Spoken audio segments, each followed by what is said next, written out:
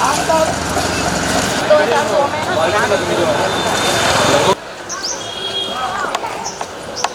रफीक भाई यहाँ पर है कि वहाँ पर है? रूपा में तो भी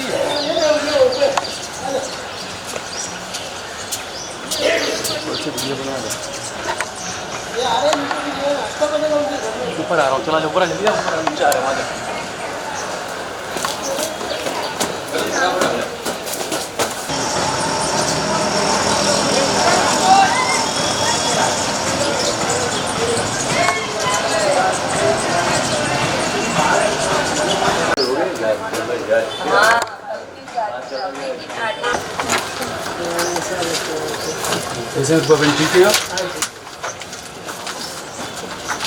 आप देख रहे हैं देश लाइव, देश की आवाज। अस्सलाम वालेकुम, आदाब, नमस्कार, सत श्री अकाल। देश लाइव में आपका स्वागत है। मैं हूं साहल कुरैशी। दोस्तों, ये जो खंडर जैसी जो बिल्डिंग है और देख सकते हैं यहाँ पर एक बच्चे का फोटो भी रखा हुआ है और आपको मैंने कुछ और तस्वीरें दिखाई, फूटी हुई बारी के कांच, खिड़कियों के, दरवाज़ों के, ये दरारें और ये खंडर जो है वो नाइंसाफ़ी के खंडर कहे जाते हैं। 2002 में जब दंगे हुए गुजरात में, तो ये गुलबर्ग सोसाइटी अहमदाबाद की सबसे ज़्यादा तांडव यहाँ पर मचाया गया था। उसी वक्त एहसान जाफरी जो कांग्रेस के सांसद थे, उनको जलाकर मार दिया गया। उनके साथ में इस सोसाइटी के कई लोगों की हत्या कर दी गई थी। उसमें बच्चे भी थे, महिलाएं भी थी। मेरे साथ में इस वक्त रूपा मोदी है जो यहाँ पर इस मकान के अंदर रहती थी और इनका परिवार था। इनका एक छोटा बच्चा था, उस टाइम पे 13 साल उसकी उम्र थी, अजहर। रूपा मोदी जी से हम बात करेंगे कि इतने सालों के बाद भी क्या उन्हें इंसाफ मिला है, क्योंकि आप सोचें कि आपके सामने कई लोगों को, दर्जनों लोगों को आग के हवाले कर दिया गया हो, आपके बच्चे को मार दिया गया हो या जिंदा हो, आपको पता ही नहीं इतने सालों के बाद भी कि आपका बच्चा जिंदा है या कहां पर है। हम बात करेंगे रूपा मोदी जी से।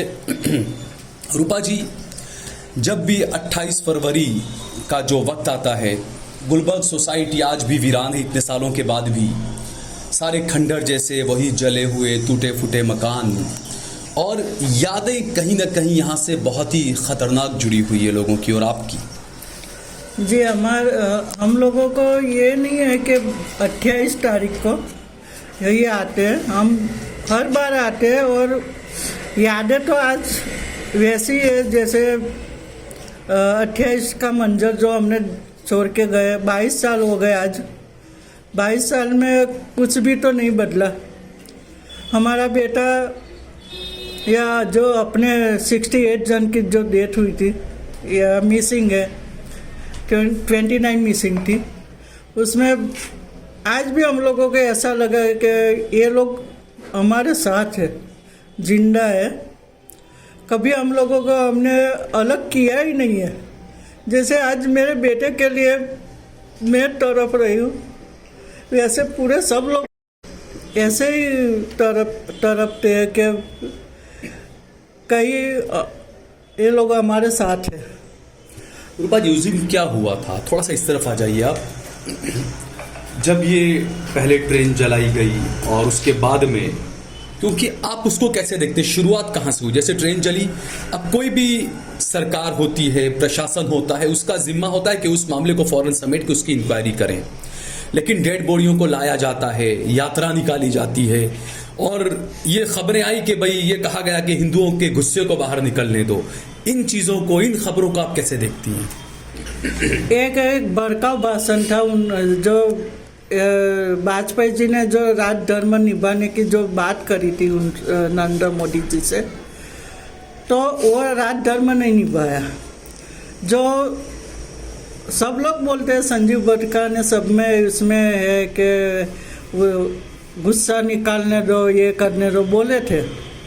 तो आज भी हम लोग मानते हैं कि नरेंद्र मोदी जी जो मुख्यमंत्री थे उस वक्त उनको ऐसा बयान नहीं देना चाहिए और पूरा प्रशासन और तुरंत आ जाना चाहिए था। जैसे हमारे यहाँ अगर ये होली होती है या उत्तरायण होती है, तो 6-7 वाहन खड़ी रहती है पुलिस की। उस वक्त कोई पुलिस ही नहीं थी।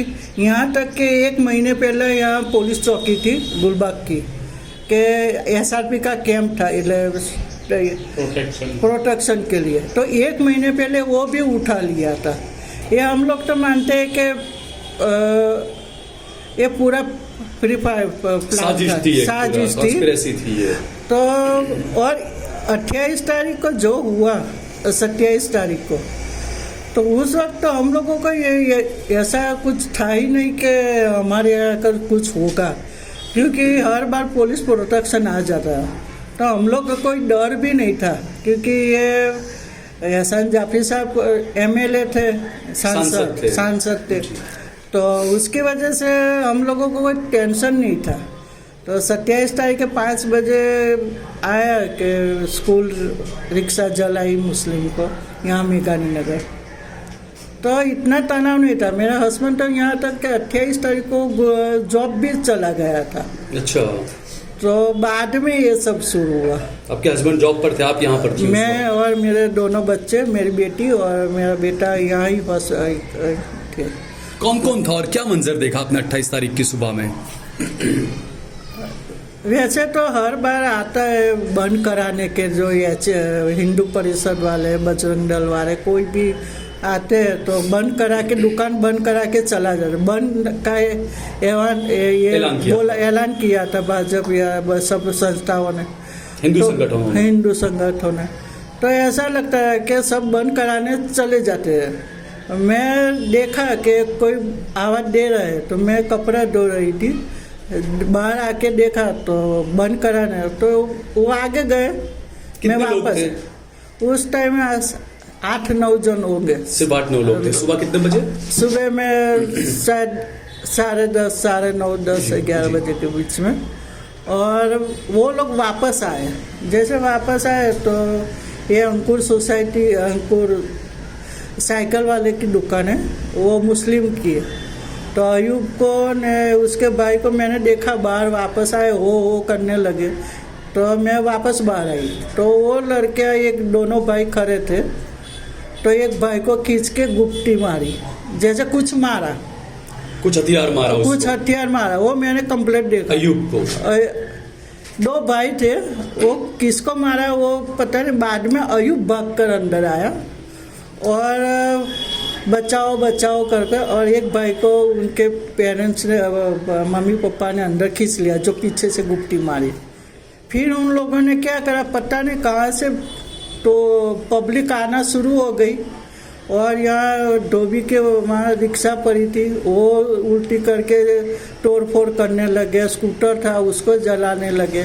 फिर जाफरी साहब यहाँ पूरा मोब आया, बहुत सारे। कितने लोग होंगे अंदाजा कुछ आपको उस वक्त? अंदाजा उस वक्त तो इतने नहीं थे, तो 4-5 हज़ार लोगों के, बाद में बहुत सारे बढ़ गए। अच्छा, शुरुआत में भी 4-5 हज़ार लोग आ गए पता नहीं कहाँ से आ गए। हम लोग तो फिर मेरे बच्चे यहाँ ट्यूशन पर गए थे, तो उनको बुलाया, फिर मैं नीचे तुरंत चली गई। तो वहाँ सबने देखा कि ये लोग सब ज्वेलरी ने सब लगा रहे पर्स में, तो मैं वापस लगा रहे? ये नीचे वाले। अच्छा। तो मैं भी वापस आई, तो मैंने बोला मैं भी थोड़ा ले लूँ। तो मेरे पास कोई कैसा पर्स नहीं था लंबा वाला, तो मैंने प्लास्टिक की थैली में भरी और नीचे गई। तो मेरा बेटा आया, अजर, मम्मी आपको ज्वेलरी की पड़ी है, चलो नीचे। मेरी बेटी बिनाई पर, वो रो रही है। क्या नाम था? बिनाई पर। तो वो रो रही थी, तो हम लोग फिर नीचे गई। फिर मैंने शहजाद भाई करके था हमारे नीचे, हमारा हस्बैंड का खास फ्रेंड था। वो लोग नहीं, वो उनको भी मार दिया।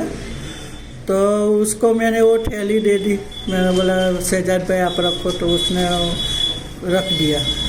बाद में तो सब दंगे शुरू हुए, पत्थर, एसिड की बोतल आती है, वो पेट्रोल के सब जले हुए, पीछे से फायरिंग शुरू हुई। फिर मैं जाफरी साहब के पीछे रेलवे तरफ से फायरिंग शुरू बाद में हुई। पुलिस की थी या प्राइवेट फायरिंग थी? प्राइवेट हुई थी। अच्छा। और हम लोग जाफरी साहब के वहाँ चले गए, सभी सोसाइटी के सभी लोग वहाँ चले गए थे क्योंकि सांसद थे तो लोगों को लगा बचा लेंगे बचा हम। लेंगे। पर उन लोगों ने बहुत कोशिश की जाफरी साहब ने कि वो सब जगह पे कॉल किया, मुख्यमंत्री को भी फोन करने की मुख्यमंत्री कॉल किया, हमारे पेरेंट्स को भी उनका भी फ़ोन आ रहे थे क्योंकि मेरे वहाँ इनकमिंग था, आउटगोइंग नहीं फ़ोन था। तो मैंने जाफरी साहब का नंबर सब मेरे फैमिली को दे के रखा था। तो आंटी मुझे तुरंत बोला दी थी कहीं इमरजेंसी होती, जाकिया आंटी। तो उस वक्त सभी के पास फ़ोन था, बाहर से भी इतने ट्राई करे। तो मेरे जेठ है बड़े भाई, वो कमिश्नर ऑफिस गए। अच्छा, कमिश्नर पुलिस में गए, वहाँ गए और मुझे फ़ोन पर बात करी। मुझे बोला कि रूपा तू ले, मैं कमिश्नर ऑफिस में खड़ा हूँ और कमिश्नर से बात करो, ले तो कमिश्नर से बात कर। तो उस वक्त जाफरी साहब भी मेरे पास ही खड़े थे, उनके वहाँ ही फ़ोन आया था और वो फ़ोन मैंने लिया। तो कमिश्नर साहब ने पूछा आप कितने जन हो? तो मैंने बोला हम 3 जन हैं। पर ऑलरेडी उस टाइम पर बहुत सारे लोग इंजर हुए थे, जो किसी ने जो लगा हुआ वो जाफरी साहब हम लोग 3 लोग थे, बाकी दूसरे बहुत थे। मैं और मेरे अपने के लिए मैं 3 लोग बोली। अच्छा, मैं और मेरे बेटा और मेरी बेटी के लिए। फिर वो लोग बोले कि हम लोग भी है। तो फिर मैंने वो कमिश्नर साहब से बोला कि 30-40 लेडीज़ और बच्चे हैं, उनको उन सबको बचा लो। तो हम लोग बाहर से देख रहे थे कि वो लोग मार रहे, काट रहे। तो फिर कमिश्नर साहब ने बोला कि एड्रेस लिखाओ। जैसे मैंने जाफरी साहब का एड्रेस लिखा है, बोली कि हम लोग जाफरी साहब के घर में, और गुलबाग बोलने से पहले ही उनने बोल दिया कि ठीक है हम आपके भाई से एड्रेस ले लेते हैं। फिर फ़ोन नहीं आया। कौन था पुलिस कमिश्नर? उस टाइम पीसी पांडे था तो पुलिस कमिश्नर। और यहाँ से 10 मिनट का रास्ता है, दूर भी है, और 5 मिनट का ये चौकी है मेघानी नगर पुलिस स्टेशन। पर उस वक्त भी हमारे कोई नहीं आया। फिर कितनी देर बाद तक पुलिस नहीं आई आपके कमिश्नर से बात होने के बाद? पुलिस तो आई ही नहीं थे, शाम को आई, वो भी 4 साढ़े 4 के बाद आई। उस टाइम कुछ पता ही नहीं चल रहा था टाइम पे। एहसान जाफरी साहब ने मुख्यमंत्री को फोन किया था, जो खबरें आई। एहसान जाफरी साहब ने भी कॉल किया था। तो उस वक्त मैं और इम्तियाज़ साथ में करे थे, और इम्तियाज़ फिर मैं तो जाफरी साहब ने वहाँ तक बोला कि वो उनकी जो डायरी में से हर जगह पे कॉल कर रहे थे। तो जाफरी साहब को मैंने यहाँ तक बोला गुंडे को किसी को फ़ोन करो कि कोई पुलिस नहीं सुन रही है, कोई फायर ब्रिगेड नहीं आ रहा है, कोई नहीं आ रही है, नहीं पुलिस आ रही है, तो आप किसी गुंडे को कॉल के। फिर जाफरी साहब को लगा कि बहुत हो गया, क्योंकि वो आगे का रूम ने सब जलने सोए, बाहर के उन लोगों बड़े बड़े पेट्रोल ने हथौड़ा ने सब लेके लोखंड की जाली भी तोड़ रहे थे, पानी की पाइपलाइन तोड़ रहे थे सब। जाफरी साहब को लगा कि वो बाहर से आवाज़ आ रही थी, जाफरी बाहर निकल, जाफरी बाहर निकल। तो फिर नरेंद्र मोदी जी से कॉल किया और बोले कि फिर वो मायूस हो गए थे। आप साथ में वहीं पर खड़े थे हम लोग। आपको क्या कहा जाफरी साहब ने बाद में फोन रखा? फिर वो मायूस हो गए। फिर हमने पूछा कि कोई हेल्प आ रही है, नरेंद्र मोदी से कॉल किया तो बोले, उसने गाली दी और शब्द बोले कि अभी तक तू मरा नहीं है। तो फिर उनको लगा कि मैं कोई अब कुछ भी नहीं है, मैं निकल जाता हूँ, जो मेरी वजह से जान बचती है। तो फिर उसने नमाज पढ़ी और पीछे के रास्ते से जैसे निकल के उसने बाहर से खींच लिया, और हम लोग उनके पीछे ही थे। तो खान साहब ने वो उनके पीछे थे और जाफरी साहब आगे थे, उनको खींच लिया। फिर वहाँ पेट्रोल डाल दिया उन लोगों ने, घर के नीचे बाहर नीचे पीछे से जाफरी साहब पर पेट्रोल डाल दिया। नहीं, वो रास्ते से। और जाफरी साहब को वो ले गए। मैंने वो किचन में से देखा, जाफरी साहब को ऐसे गर्दन थी, शायद कुछ उन लोगों ऐसा किलर जैसे, पता नहीं कैसे फिर जाफरी साहब को बाहर ले गए। वहाँ से मैंने खाली इतना ही देखा जाफरी साहब को। तो आपके सामने मारा जलाया कुछ देखा आपने? नहीं, मैंने नहीं देखा, पर ले के गए वो मैंने देखा है। और बहुत सारे धुआं भी था। मतलब किचन एक बाकी था और एक रूम बाकी था, बाकी 2 रूम आगे की जल रही थी। फिर हम लोग जब पुलिस आई, हम लोग ये जो दुकान है उस पर भी इतनी पब्लिक, पीछे से भी इतनी पब्लिक, हमें हर तरफ से घेर लिया था। घर पूरी सोसाइटी के लिए पीछे से वो ब्लास्ट करके पूरी दीवार तोड़ी सिलेंडर से, फुल तैयारी के साथ, और पेट्रोल भर के मसाले लेके लकड़ी में। तो बाद में उन लोगों ने जब मेरे जेठ का फ़ोन आया, એટલે ऊपर मेरे ससुर का फ़ोन आया कि लो कमिश्नर आप, मैंने कॉन्फ्रेंस से बात हो रही थी। तो हाई कोर्ट के केरसी सेठना करके, सेठना साहब जो जस्टिस थे, जस्टिस सेठना। हाँ, तो मेरा पापा जी वहाँ उनके पास गए होंगे हेल्प के लिए, शाहपुर से रहते थे मेरे ससुराल। तो उनने मणिनगर पुलिस से कॉन्टेक्ट किया शायद, और कॉन्फ्रेंस से मैं बात करी थी। तो सेठना अंकल ने मेरे से बात भी करी कि देखो ये पुलिस बचाने रहे, आप फिक्र मत करिए। और वहाँ से भी कोई प्रोटेक्शन नहीं आया। और उसके बाद फिर घर के अंदर भी घुस गए सारे मौलवी लोग? ये लोग अंदर तो नहीं घुसे थे, क्योंकि पूरी मकान जो जलाया और सारा सब। जब पीछे से जाफरी साहब को ले गए तो उनके घर में 3 सिलेंडर थे। 3 सिलेंडर, उसमें से 2 सिलेंडर एक लगा हुआ था, 2 भरे हुए थे। तो उन लोगों ने क्या किया, जैसे जाफरी साहब का लोखंड की जो सीधी जाली थी वो सब तोड़ के रखी थी उन लोगों ने। जैसे जाफरी साहब को लगे, उन लोगों ने किचन में आग लगा दी, जैसे उनके तो बाद में हम लोग भागो कोई ये था नहीं, एक ही रास्ता था ऊपर भागने का। तो हम लोग जैसे पीछे के रास्ते से ऊपर सीढ़ी बाहर से। आपका बेटा अजहर भी साथ में था? साथ में था उस वक्त। मैंने मेरे बेटी का हाथ पकड़ा था, बेटी ने अजहर का हाथ पकड़ा था। जैसे हम किचन में से वापस गए, क्योंकि वहाँ फ्रिज ने गैस का जो बर्नर था वो जलने लगा, हम लोग वापस गए तो वहाँ बहुत सारे बेहोश के औरतें बच्चे गिरे हुए थे। तो उस हम लोगों को देख नहीं और श्वास नहीं ले पा रहे थे। जैसे मैं गिर गई, किसी की ठोकर लग, तो मेरी बेटी ने मेरा बेटे का अजहर का हाथ छोड़ दिया और वो बोलने लगी। उनको भी लगा कि मम्मी बेहोश हो गई। तो उसने क्या करा, मम्मी उठो, इसमें अजहर का हाथ छोड़ दिया। और मैं जैसे किसी ने हाथ पकड़ के मुझे भी खड़ा कर दिया। फिर उस वक्त मुझे भागो बोल रही थी। तो लास्ट में मैंने देखा कि एक छोटी 1 साल की लड़की थी, 4 दिन पहले ही उसकी मम्मी रो रही थी, पर मेरी इतनी हिम्मत ही नहीं हो रही थी। मैंने देखा, मेरा अजहर अंदर था ही नहीं। फिर हम लोग बाहर गए, पीछे से निकल रहे तो मसाले लेके हम लोग पीछे से नहीं ऐसे जला रहे थे, जैसे बोक रहे थे ना आपके पीछे। हाँ। अच्छा। तो मुझे यहाँ राजेश पुलिस वाला था, जो मेरा हस्बैंड यहाँ से ले जाता है, उनको वो साबरमती में जॉब करता है मेरा हस्बैंड।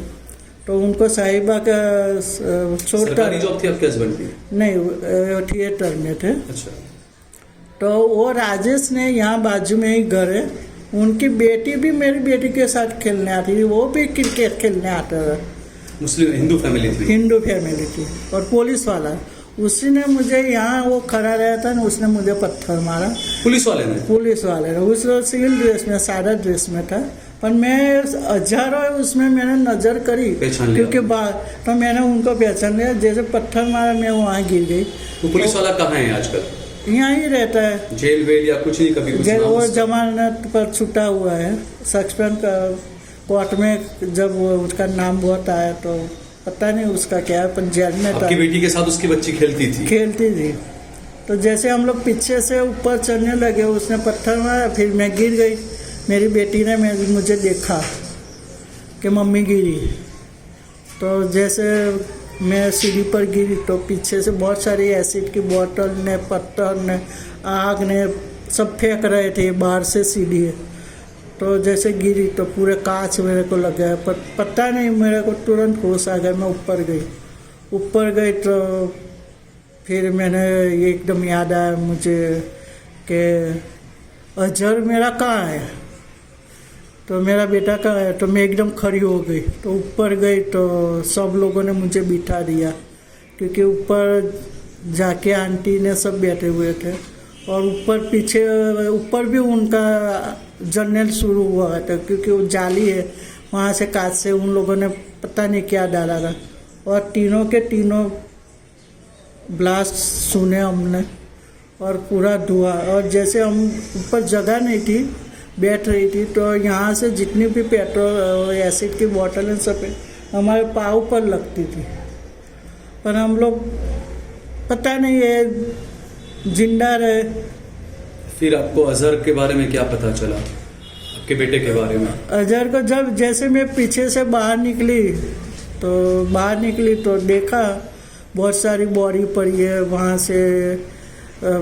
जैसे जला हुआ आदमी कोई भी जगह पे गिरता है, ये बॉडी ऐसी थी कि 9th में पढ़ने वाली लड़की थी, उस पर रेप, औरतें पर कपड़े नहीं थे, रेप करे हुए थे, पता नहीं। और ये छोटे छोटे किलर जैसे आए होंगे बाहर से, पता नहीं, वो लोग पूरे बॉडी। कितने लोग मरे थे यहाँ पर, कितने लोगों की हत्या हुई थी यहाँ पर? वैसे तो उस वक्त तो हम लोगों को पता नहीं थे, पर बाद में जब गिनती हुई तो 68 जन की और 29 मिसिंग है। आज भी 29 उसमें अजहर भी है। हाँ, उसमें अजहर भी है। और जैसे हम लोग बाहर आए, पुलिस वालों ने सायरन मारी, हम लोग नीचे उतरे, बाहर आए, सीधी में यहाँ भागी मेरे बेटे को अज्जू करके। मेरे घर में यहाँ माता जी के 2 फोटो थे गुजराती के, अम्बे माता और उसका, इसकी वजह से मेरे घर में कुछ नुकसान नहीं किया था। और जितने चाली वाले मेरे घर में चुप गए थे वो बच गए, क्योंकि उन लोगों ने ऐसा किया, हम लोग गुजराती है, फोटो देख, मेरे घर में कुछ भी नहीं हुआ। तो इसकी वजह से हम लोग मैंने बोला सब लोग बच गए, मेरा बेटा का है तक। हम लोग तो मुझे जानते थे, क्योंकि वो शहजाद भाई के फैमिली वाले थे, चाली में रहते थे, वो लोग के रुपा ने यहाँ तो कोई अजू तो है नहीं आपका बेटा। फिर मैं नीचे गई, फिर एक पुलिस वाले को बोला कि हम लोगों को कॉल करने दो, कम से कम मैं जिंदा हुई तो मैं बताऊँ। तो अजहर करके मैं सब जगह पे भाग के ढूंढ रही थी। तो बाद में एक पुलिस वाला मेरे पास आया कि आपका बेटा का नाम क्या है? मैंने बोला अज्जू करके रो रही थी। तो क्या पहना था? मैंने बोला लाल टी-शर्ट पे। तो क्या आप रोइए मत, आपका बेटा पुलिस स्टेशन में बैठा हुआ है। तो मुझे थोड़ी उम्मीद जागी, मैंने बोला मेरे उनको बुलाइए, मुझे देखना है मेरे बेटे को। तो क्या बहन आप बैठिए, यहाँ बहुत पब्लिक बहुत इकट्ठी हो गई थी, और वो लोग बोलते थे कि पुलिस बच्चा है, जितने बच्चे उन लोगों को हमको सौंप दो। तो फिर वो पुलिस प्रोटेक्शन कम है, दूसरे डालू गोरा भी नहीं है, वो लेके आ रहे हैं, उसमें आपके बच्चे भी आ रहे हैं। पुलिस के पास भी नहीं थी गोली? हाँ, ये सब नहीं था। फिर उसमें जो पुलिस जीप में मेरा हस्बैंड वहाँ मेघानी नगर पुलिस स्टेशन में बैठा ही हुआ था, क्योंकि वो बार जाता था कि मुझे जाने दो, कि वहाँ मत जाइए, आप जाओगे तो आपको भी मारेंगे। इसकी वजह से वो पता नहीं वहाँ। क्या नाम था आपके हस्बैंड का? दारा मोदी। तो वो जीप में बैठ के आया। जब जीप में से बच्चे उतरने लगे तो उसमें अजहर मेरा बेटा नहीं था, अज्जू, वो दूसरा अज्जू करके एक छोटा था, उसमें मेरा बेटा नहीं था। फिर उसके बाद आपने सिविल हॉस्पिटल में आपके हस्बैंड ने लाशें देखी और सब बहुत सारी, क्योंकि गुलबाग वाले को पूरा एक वार्ड बना दिया था, और ये पूरा हम जैसे लकड़ी की ठप्पी करते वैसे उन लोगों ने ठप्पी करी थी लाशों की, बॉडी की। हाँ, लाशों की।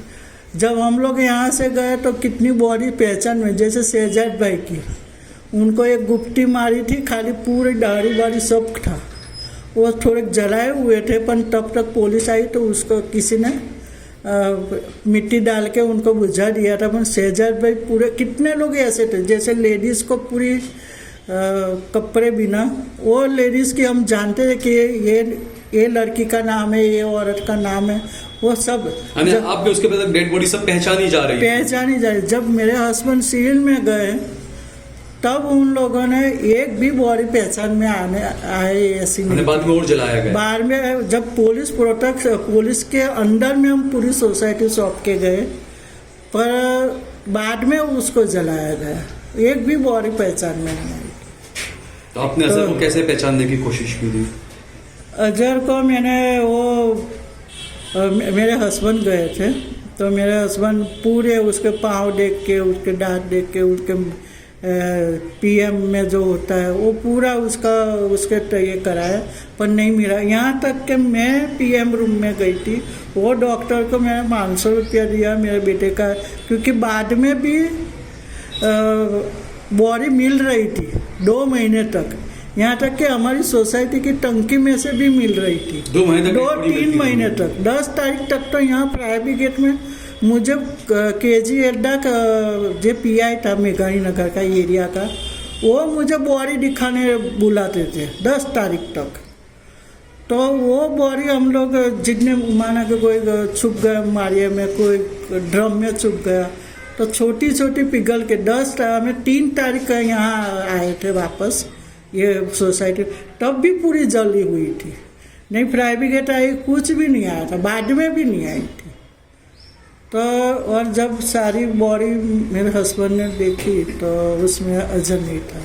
अच्छा, इसमें मुख्यमंत्री नरेंद्र मोदी का नाम लिया गया, कोर्ट में गवाही दी आप लोगों ने, और उसके बाद कई लोगों ने ये कहा कि डराया धमकाया गया या इस तरह। तो आप पर भी कभी कुछ प्रेशर आया कि नहीं मोदी जी का नाम मत लेना और ये तमाम चीज़ें? नहीं, बहुत सारे लोग समझाने आते थे, वैसे आप उनका नाम मत लीजिए। कौन समझाने आता था? वैसे पहचान वाले थे उस वक्त के, और हम लोग जो यहाँ तक कि हम लोग जो लिखाते थे FRI में कि SIT की रचना हुई, जो भी जो हमारे बयान नहीं लिख रहे थे, यहाँ तक बहुत हैरान हम लोगों को कर। आप जो बोलते थे वो अधिकारी नहीं लिखते थे, अपनी तरफ से कुछ लिखते थे? नहीं, FIR में तो मेघानी नगर तो मैं तो कुछ भी नहीं लिखा था उस वक्त। बाद में जो SIT की रचना करी सुप्रीम ने, बाद में उन लोगों ने वो भी बहुत सारे हाथ से लिखो, इंग्लिश में लिखो, टाइप करके लाओ, ये करो, सब करके बहुत सारे इंसाफ मांगने वालों को ही प्रताड़ित किया गया, ये मानती हैं? हाँ जी हाँ। अच्छा, दूसरा, उसके बाद आज इतने सालों के बाद भी 22-23 साल हो गए, सारा खंडर बंजर पड़ा हुआ है, कोई लोग रहने नहीं आ रहे हैं, क्या डर है या क्या मकान बेचना चाहते हैं, अशांत धारा लागू है, क्या क्या आपको परेशानियां लगती है इसमें? क्योंकि पूरे अहमदाबाद में हर जगह तो विकास हो रहा है, इस विकास को आप कैसे देखती हैं फिर? जी, विकास तो देखो 2002 के बाद विकास ये बोल रहे, तो विकास तो हमारी इतने लोगों की जान लेके एक उन पर विकास हुआ है, उस पर नाम ना हुए कि नरेंद्र मोदी बाद में उनके विजय यात्रा निकाली, ये निकाली, तो उसका मतलब क्या था? और आज जो न्याय नहीं मिल रहा है, आज हमारा भी हाई कोर्ट में केस चल रहा है, फिर भी गुजरात सरकार ने हमारा प्रोटेक्शन दिया था, जो सुप्रीम ने दिया वापस ले लिया, वो वापस ले लिया।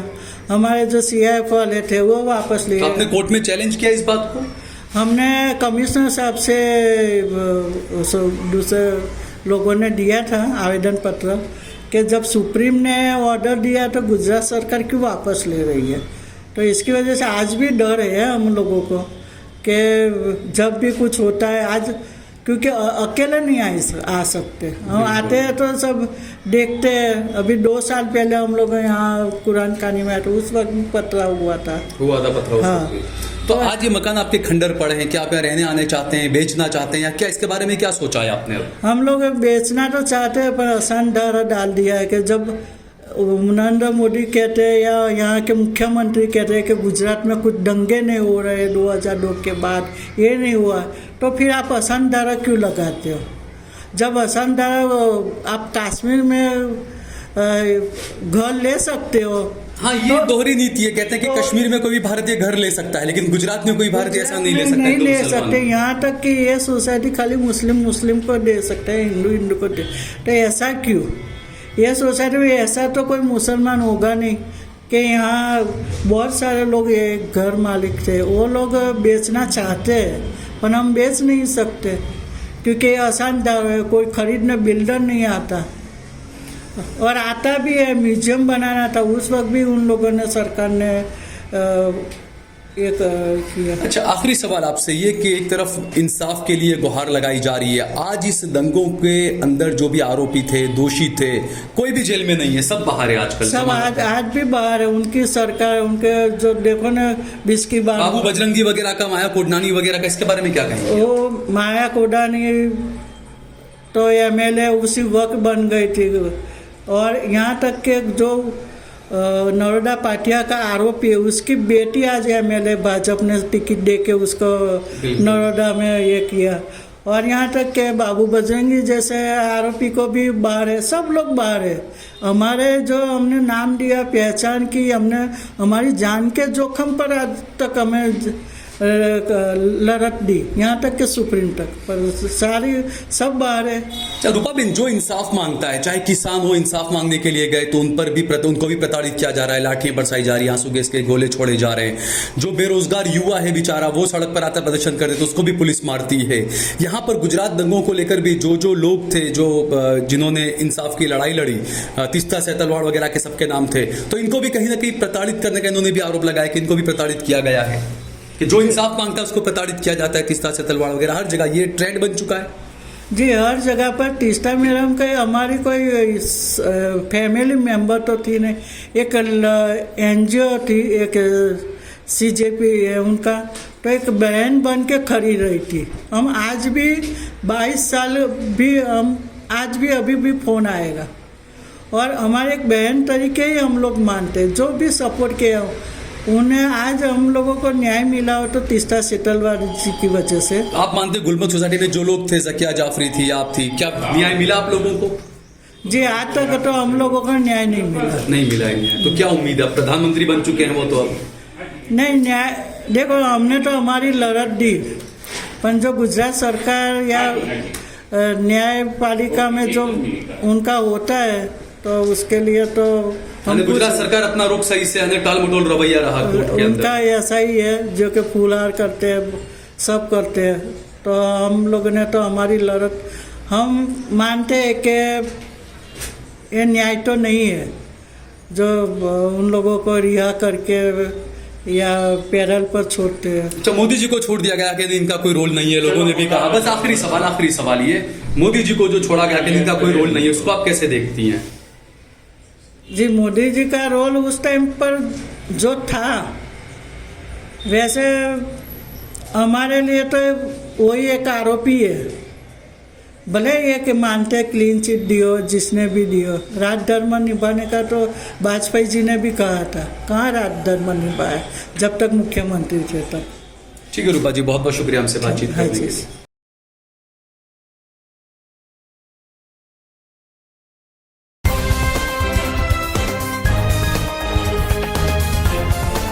देश और दुनिया की तमाम छोटी और बड़ी खबरों के लिए हमारे चैनल को सब्सक्राइब करना न भूलें और बेल का बटन जरूर दबाएं।